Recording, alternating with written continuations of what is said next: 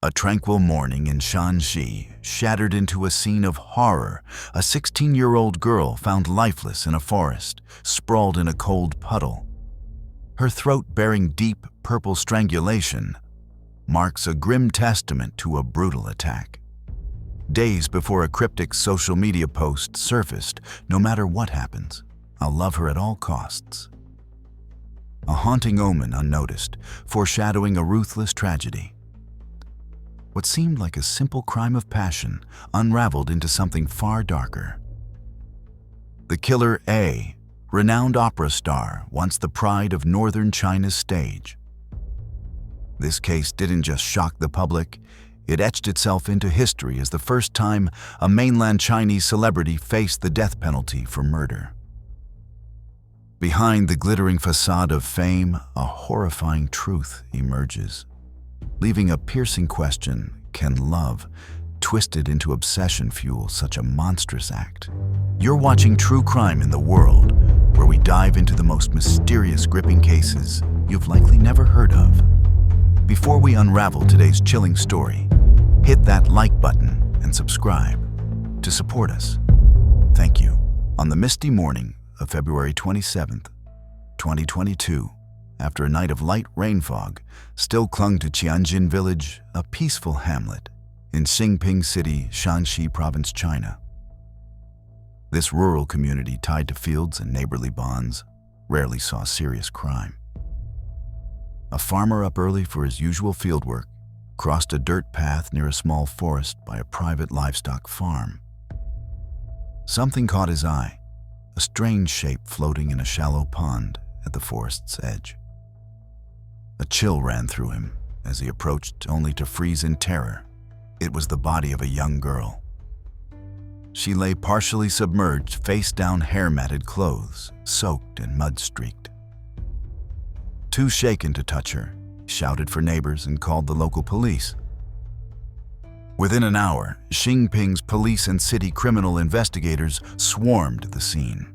The first officer to examine the victim, a seasoned investigator, later called it one of the most haunting sights of his career. The girl, barely in her teens, had a face obscured by mud. Her throat bore deep wounds, severing her windpipe, esophagus, and major blood vessels. Her body was cold, rigid, dead since the previous night. The pond's surroundings told a chaotic story: trampled grass, disturbed earth, but no ID or personal items. The case was immediately classified as a major homicide. The area was sealed off, and police launched a two-pronged investigation, identifying the victim and tracking the killer's trail. Initial forensic findings revealed the girl died 12 to 15 hours before discovery, likely late on February 26th or early February 27. Her throat wounds, inflicted by a sharp object, like a folding knife, were catastrophic, causing death by mechanical asphyxiation and massive blood loss. Investigators noticed something odd. The blood around her body was minimal, far too little for such wounds. She was likely killed elsewhere and dumped here to cover the crime. A sweep of the forest uncovered faint drag marks, leading to a clearing deep within, stained with large blood pools. Men's shoe prints, torn fabric, and crushed vegetation. This was the true crime scene where the murder unfolded. The victim showed no clear signs of struggle, no defensive wounds on her hands or feet, suggesting she was overpowered instantly or unconscious before the fatal blow. Large male shoe prints alongside smaller ones, likely hers, marked the damp soil. While scouring the forest, search teams dredged the pond and found a waterlogged, powered-off phone and a blood-stained fabric scrap, possibly from a man's shirt, not matching the victim's clothing. If the phone's data could be recovered, it might unlock the victim's identity and her connections. A double crime scene, drag marks, savage cuts, and deliberate disposal painted a picture of a calculated, premeditated murder. The killer didn't act on impulse, they planned it. Yet the victim's identity and motive remained shrouded in darkness. "I've seen hundreds of cases, but this girl haunts me," an investigator later confessed. So young, taken so cruelly. Who was she? Who was the killer? What drove this atrocity?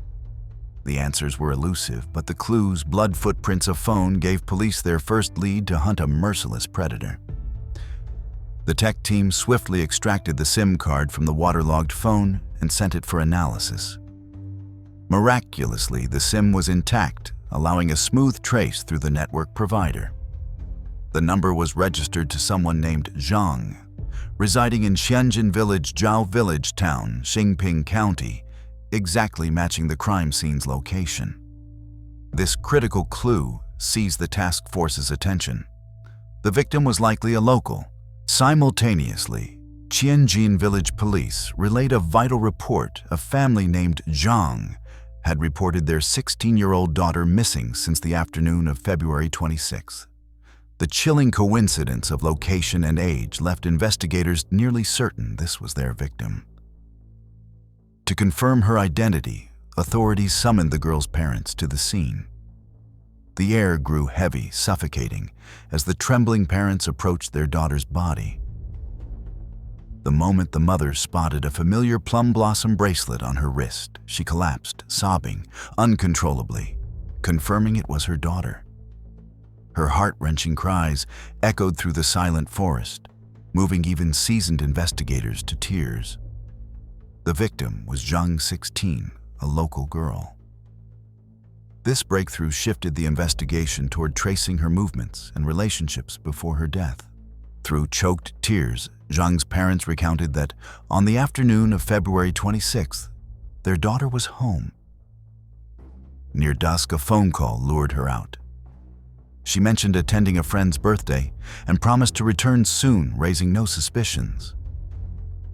But when she didn't come home that night, her parents tried calling. Her phone was unreachable. Her father scoured the village in vain. By morning, news of a lifeless body shattered their worst fears. Neighbors and friends revealed a crucial detail. Despite her young age, Zhang had recently grown close to a much older man, Zhang Yiyang, 31, a local who worked away from the village. Their relationship began late in 2021 when Yiyang returned home briefly. Classmates recalled Zhang bragging about her famous boyfriend, a singer and actor. Her family fiercely opposed the relationship due to the stark age gap she was under. 18, he was over 30. Tensions flared when Zhang tried to end it to focus on school. Yiyang refused, even threatening to take his own life if she left. Friends noted his jealous, controlling behavior, endless texts and calls hounding her. This made Zhang Yiyang the prime suspect. He had motive romantic conflict, a close connection to the victim, and was likely the last person to contact her that afternoon.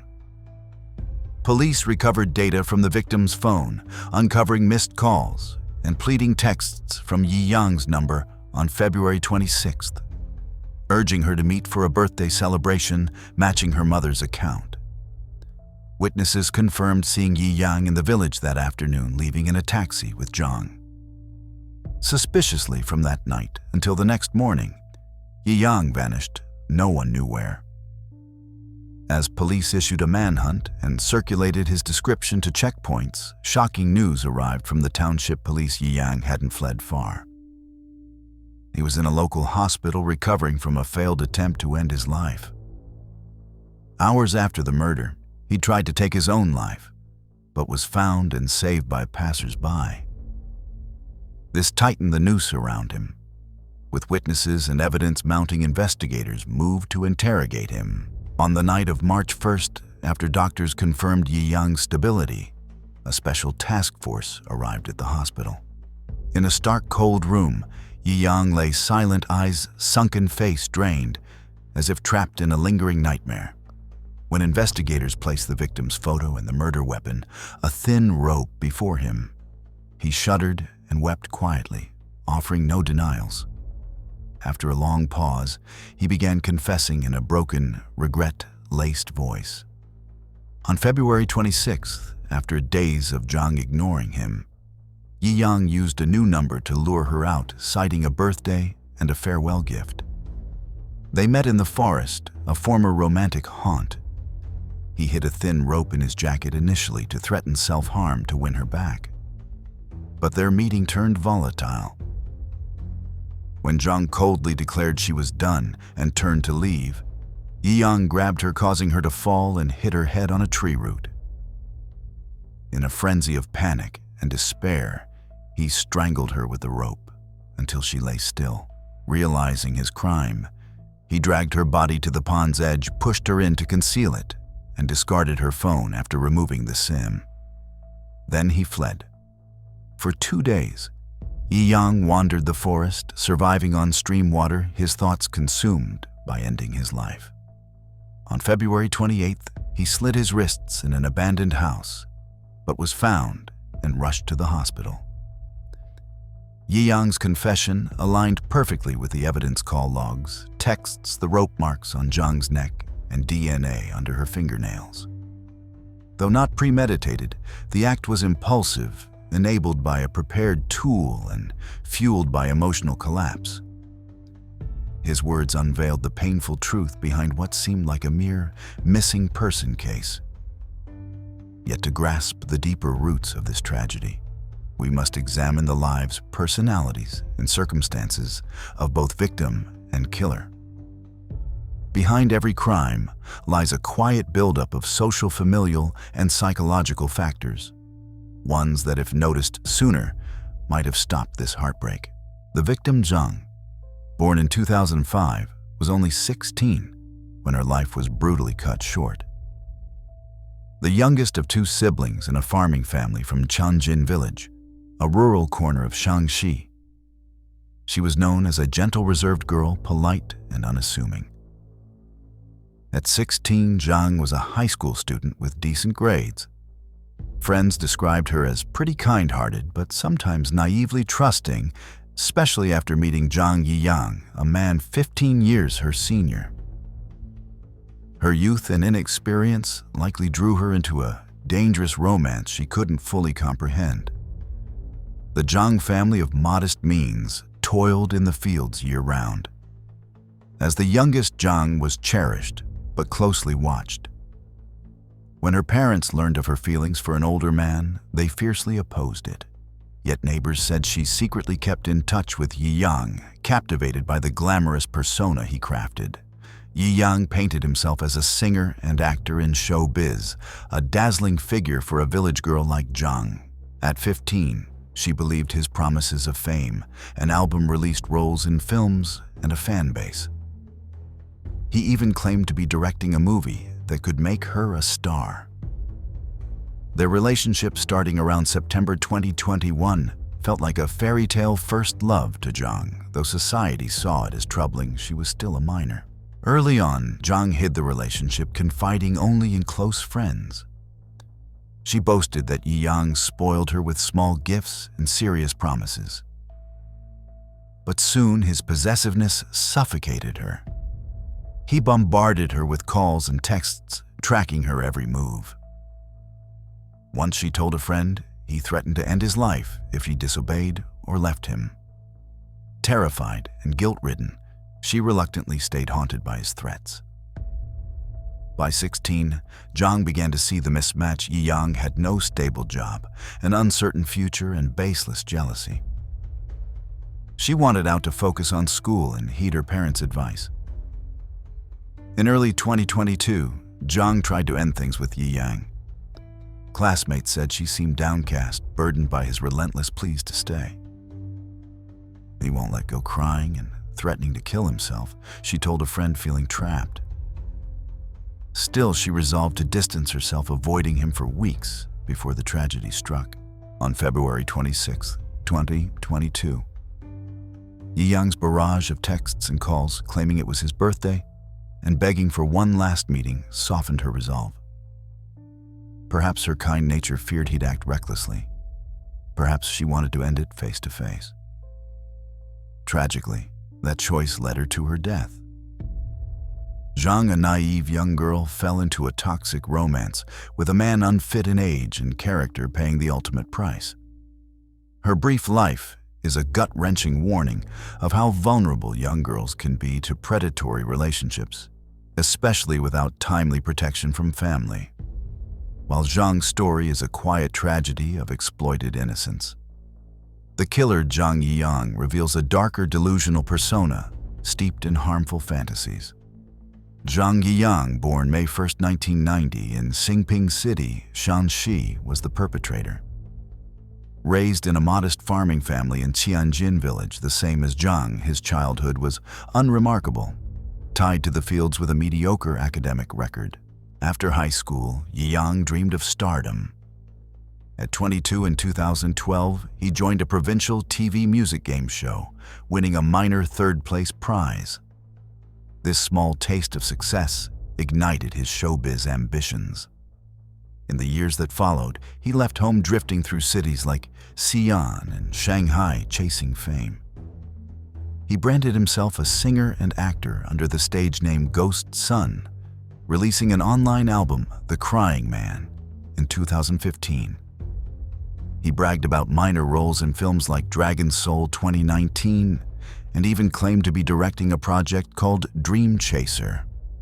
But verification exposed his lies, and the films he mentioned had no record of his involvement, and his album was a self-recorded upload. Still, Yiyang crafted a celebrity image on social media, amassing 55,500 Weibo followers, likely inflated by purchased engagement or minor gigs. His verified account, labeled actor-singer, fed his illusion of fame, masking a life of instability and unfulfilled dreams. Zhang Yiyang's personal life was rootless, unmarried, and unstable. His family revealed a pattern of failures and unemployment as he chased fame in big cities. In 2019, he won a minor Promising New Actor award from a private organization, but his career never took off. During 2020-2021, as the entertainment industry stalled due to the pandemic, Yiyang returned to his hometown, launching a small media company, Zhongxin Kongyi Center, and dubbing himself its director. The company was a hollow shell, later stripped of its license for 3 years of inactivity after the crime.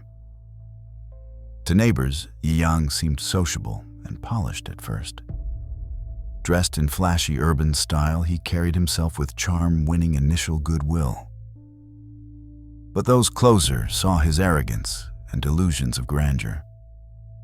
He bragged endlessly about his artistic achievements, bristling at any slight. Old friends noted his hot temper and stubbornness. In relationships, he was possessive and controlling. Rumors swirled of a prior romance in the city, which collapsed due to his erratic behavior. Yiyang's criminal record was clean before this heinous act. No arrests, no priors. Yet psychologists pointed to signs of narcissistic and borderline personality disorders, an inflated ego inability to handle rejection, here being dumped, and a manipulative habit of threatening self-harm to control others.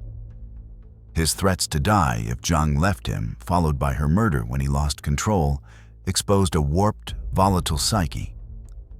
As described earlier, Yiyang met the 16-year-old victim in late 2021, posing as a star to dazzle her. When she matured and sought to end things, his possessiveness turned deadly. His motive, a toxic mix of spite and selfishness. He'd rather kill the girl he claimed to love than let her walk away. Perhaps he even harbored a twisted together in death fantasy evident in his prepared rope-staged meeting and subsequent suicide attempt. The trial unfolded publicly in late 2023 at the Hanyang Intermediate People's Court in Shaanxi. By dawn, hundreds locals, reporters, and case followers packed the courtroom. The case gripped attention not just for its brutality, but because it marked a chilling first, a public figure from the arts facing the death penalty. Zhang Yiyang, in green prison garb, shuffled in gaunt and defeated. At 33, he looked far older than his stage days in village shows. Avoiding cameras, he stayed silent early on, stealing glances at his parents who sat numbly in the back, their faces etched with despair. The prosecutor's indictment charged him with intentional homicide under Article 232 of China's criminal law. The accusation detailed his calculated crime, luring the victim with a pretext, preparing a thin rope, choosing a secluded spot, strangling her to death, attempting to cover up by dumping her body, and trying to take his own life to evade justice. The prosecutor highlighted aggravating factors. The victim was a minor. The act was premeditated. The brutality was savage. And the crime's ripple effect tarnished society, amplified by Yiyang's minor fame. The court-appointed defense lawyer, his family couldn't afford private counsel, argued the killing was impulsive, driven by emotional turmoil from the breakup. He cited Yiyang's past charity performances, clean record, and suicide attempt as signs of belated remorse. The prosecution fired back. True regret would have led to surrender, not a cover-up and flight from justice.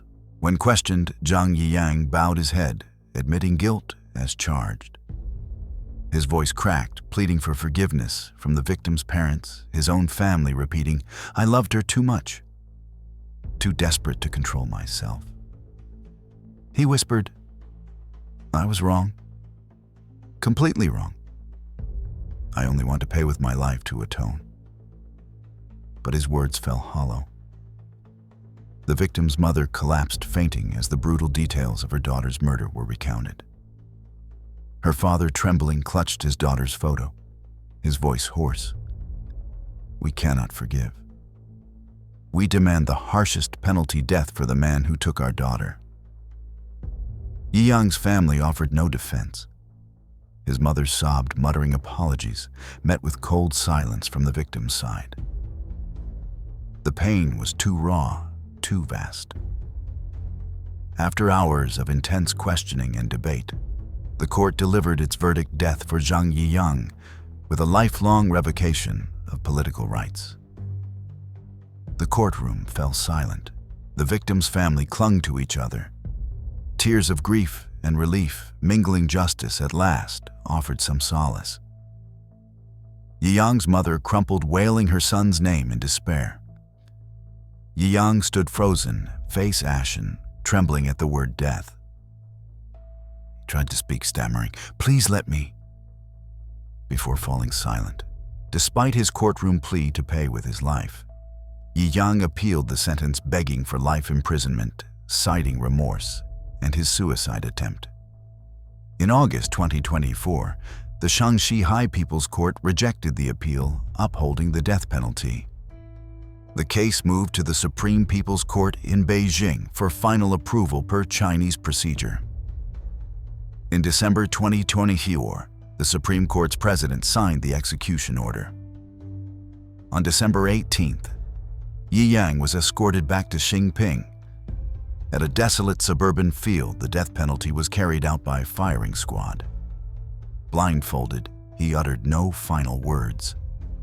At 11 a.m., a single sharp gunshot ended the 34-year-old's life, a man once applauded on village stages, now fallen at the execution ground. Zhang Yiyang became the first mainland Chinese artist executed for murder, his trial a landmark case for applying the death penalty to a public figure. The verdict's severity won near unanimous public support. It wasn't just the end of a case, it was a stark warning. Fame, past artistry, or belated remorse cannot erase a life taken or wash blood from guilty hands. Yiyang's case stunned the public not only for its cruelty, but for the questions it raised about moral decay, warped psychology, and the dark side of fame. A once admired artist, celebrated for his soulful voice and clean image, murdered a teenage girl who called him mentor and guide. The trial exposed a chilling truth. This wasn't a fleeting act of rage, but a calculated, obsessive crime. Love twisted into control, rejection into murderous intent. A man who refused boundaries, refused to let go, and saw another's life as his to destroy. Yiyang's death sentence affirmed justice. But the scars remain for the victim's parents, for a public that trusted an artist, and for a society witnessing a bond of mentorship turned toxic. It's a grim reminder for those in education, and the art's fame doesn't mask character flaws, and love without ethics or reason can become a double-edged blade. The case of Zhang Yiyang reveals not just the killer's failings, but society's gaps in education in protecting youth. How could an artist hide such a warped persona for so long? Does social media glorify toxic love? When will society stop excusing violence in the name of passion? What do you think of this case? Share your thoughts in the comments below. Before you go, hit like, subscribe, and turn on notifications to follow the most gripping cases on true crime in the world.